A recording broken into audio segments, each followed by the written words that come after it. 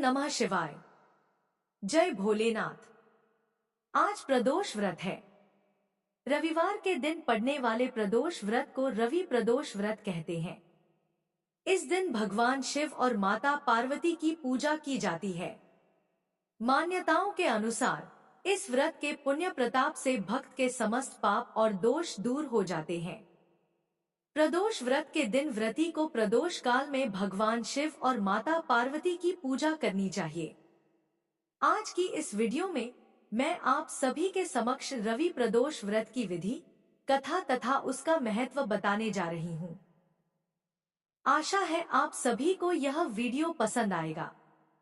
अगर आपको वीडियो पसंद आए तो उसे लाइक करें, शेयर करें और चैनल को भी सब्सक्राइब करें।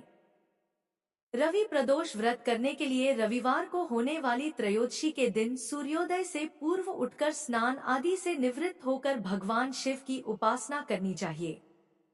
इस व्रत में आहार नहीं किया जाता है। पूरे दिन का उपवास करने के बाद सूर्यास्त से पहले स्नान करके सफेद वस्त्र धारण करने चाहिए। पूजा स्थल की साफ सफाई करने के बाद पूजा के लिए कुश के आसन का प्रयोग करना चाहिए। पूजा की तैयारी करने के बाद उत्तर पूर्व दिशा की ओर मुख करके भगवान शिव की उपासना करनी चाहिए। ओम नमः शिवाय इस मंत्र का जाप करते हुए शिवजी का जलाभिषेक करना चाहिए। प्रदोष व्रत के महत्व में कहा गया है कि रविवार को पड़ने वाले प्रदोष व्रत और पूजा से आयु वृद्धि तथा अच्छा स्वास्थ्य प्राप्त होता है। रविवार को शिव शक्ति की पूजा करने से दाम्पत्य सुख बढ़ता है। इस दिन प्रदोष व्रत और पूजा करने से परेशानियां दूर होने लगती हैं। रवि प्रदोष का संयोग अनेक प्रकार के दोषों को दूर करता है। इस संयोग के प्रभाव से तरक्की मिलती है। इस व्रत को करने से परिवार सदा आरोग्य रहता है तथा समस्त मनोकामनाएं पूर्ण होती है।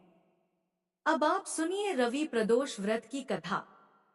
एक समय सर्व प्राणियों के हितार्थ परम पावन भागीरथी के तट पर ऋषि समाज द्वारा एक विशाल गोष्ठी का आयोजन किया गया। इस सभा में व्यास जी के परम शिष्य पुराणवेत्ता सूत जी महाराज हरिकीर्तन करते हुए पधारे। सूत जी को आते देखकर शौनक आदि ऋषि मुनियों ने खड़े होकर उन्हें दंडवत प्रणाम किया। महाज्ञानी सूत जी ने भक्तिभाव से ऋषियों को हृदय से गले लगाया और आशीर्वाद दिया। सभी ऋषिगण और शिष्य आसनों पर विराजमान हो गए। शौनक आदि ऋषियों ने पूछा, हे पूज्य, कृपया यह बताने का कष्ट करें कि मंगलप्रद और कष्ट निवारक यह व्रत सबसे पहले किसने किया और उसे क्या फल प्राप्त हुआ। श्री सूत जी बोले, आप सभी शिव के परम भक्त हैं। आपकी भक्ति को देखकर मैं यह वृत्तांत सुनाता हूँ। ध्यान से सुनिए। एक गांव में एक अत्यंत दीन ब्राह्मण निवास करता था। उसकी साध्वी पत्नी प्रदोष व्रत किया करती थी। उनका एक ही पुत्र था जिसका नाम रत्न था। एक समय वह पुत्र गंगा स्नान करने गया। दुर्भाग्यवश मार्ग में चोरों ने उसे घेर लिया और कहा, हम तुम्हें नहीं मारेंगे, परंतु तुम्हें अपने पिता के गुप्त धन के विषय में बताना होगा।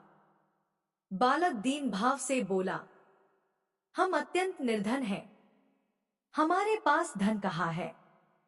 चोरों ने कहा, तेरी इस पोटली में क्या है।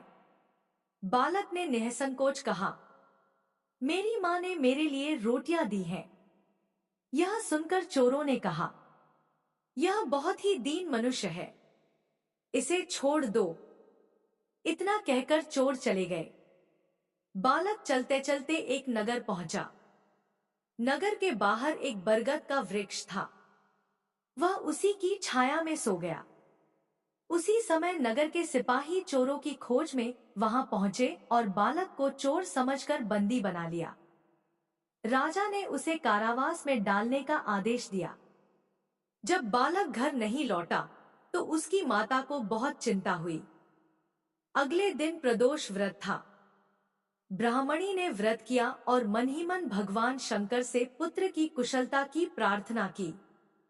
भगवान शंकर ने उसकी प्रार्थना स्वीकार की और उसी रात राजा को स्वप्न में दर्शन देकर कहा, यह बालक निर्दोष है, इसे प्रातःकाल छोड़ देना, अन्यथा तुम्हारा राज्य नष्ट हो जाएगा।